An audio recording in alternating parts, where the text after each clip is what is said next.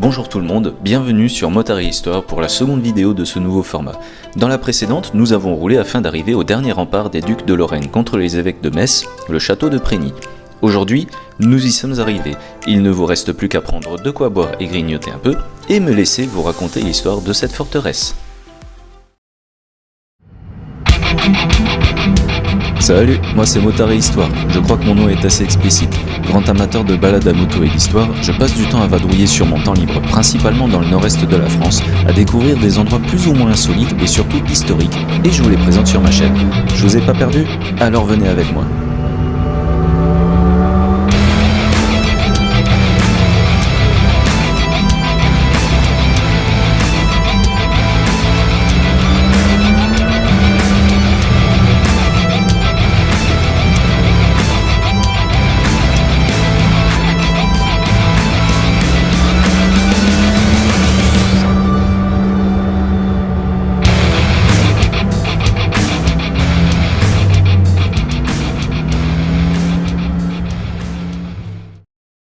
Mentionné pour la première fois en l'an 900, le château de Prégny est érigé sur des terres de l'abbaye de Saint-Pierre-aux-Nonains, dont le duc de Lorraine devient l'avoué, son représentant dans les tribunaux.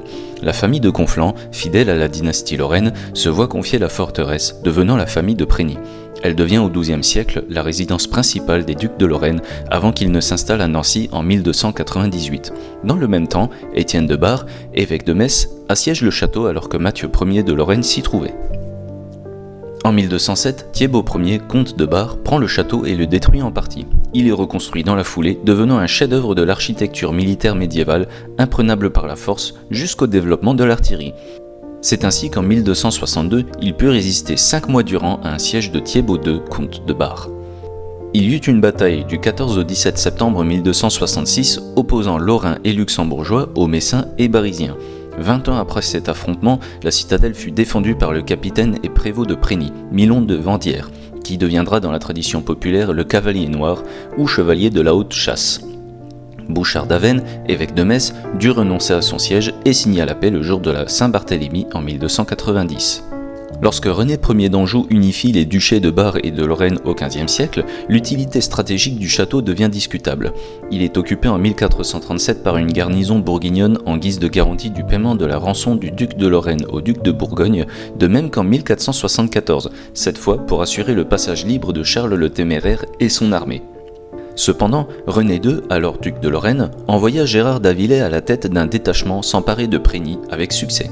C'est ainsi qu'en 1477, le grand-duc d'Occident préféra éviter de s'attaquer à la citadelle qui lui souhaita bon voyage à grands coups de canon. En 1573, une déclaration institue l'officier du château de Prégny en tant que prévôt du duc de Lorraine. Le XVIIe siècle voit arriver la fin du château de Prégny. Occupé en 1632 par les troupes françaises, alors qu'il contient un armement démodé, Richelieu voit d'un mauvais œil la résistance de Charles IV de Lorraine et craint que les châteaux lorrains ne lui servent de point d'appui. Il ordonne donc en 1636 le démantèlement du château, qui ne remplit alors plus aucun rôle militaire. Confisqué comme bien national lors de la Révolution française, le château est vendu aux enchères à un bourgeois de Nancy le 7 novembre 1797.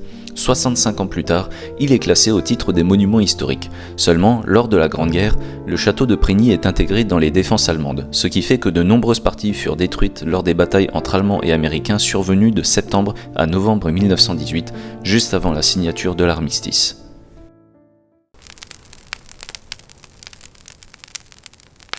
Le village de Prégny, non content d'être magnifié par son imposant château, possède bien des légendes, et je vais vous en conter 4 d'entre elles.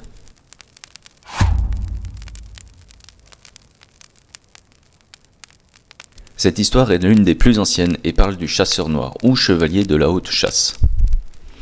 Lors donc que le Lorrain qui a marché sur l'herbe qui égare se trouve vers minuit proche de la tour de Belvoir, il est exposé à rencontrer la figure effrayante, gigantesque, d'un chasseur nocturne habillé de noir, couvert d'un chapeau de l'ampleur d'un vent et qui n'est autre que le terrible sire Milon de Vandières, toujours de ronde sur les murailles solitaires comme du temps de sa rude défense. C'est encore lui que, pendant les belles nuits d'automne, on entend partir de Prégny à grand bruit d'hommes, de chevaux, de chiens et de corps, pour chasser à travers les airs et se rendre aux ruines de Condé où se fait ordinairement la halte. Mais heureux, 3 fois heureux, le Lorrain convié qui n'a pas perdu l'usage du bénédicité.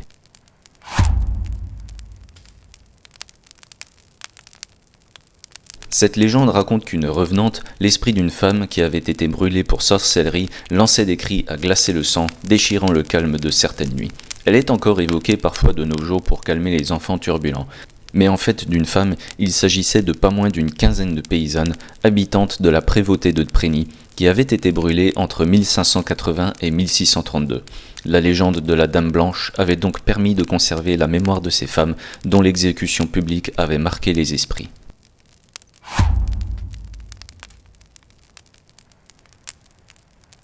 En 1634, les soldats de Louis XIII font descendre la cloche de la tour Manguer, qui servait à alerter les villageois de l'approche d'une armée hostile, d'où son nom.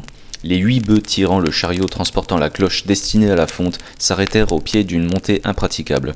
La cloche fut alors descendue de l'attelage et brisée à proximité d'une fontaine, et les morceaux furent chargés sur plusieurs chariots qui repartirent. Mais alors que le convoi disparaissait, les habitants découvrirent qu'un morceau de la cloche était resté sur place, tombé dans le bassin de la fontaine. Sa présence rendit l'eau de la fontaine ferrugineuse et de nombreuses vertus furent attribuées à la fontaine de Ferré. Gravé dessus, nous pouvons lire l'inscription suivante : « Je te salue, enseigne de mon salut ».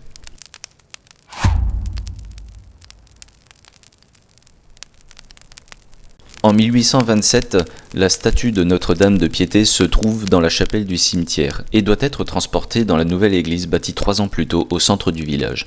Seulement, les bœufs refusèrent catégoriquement d'avancer. Y voyant une volonté divine, les convoyeurs replacèrent la Pietà sur son autel. Depuis très longtemps, la statue possédait déjà la réputation de guérir les enfants malades et de vaincre la fièvre quarte, une forme du paludisme. Ainsi, de nombreuses personnes vinrent de très loin pour la prier, et plusieurs guérisons miraculeuses furent répertoriées entre 1825 et 1857.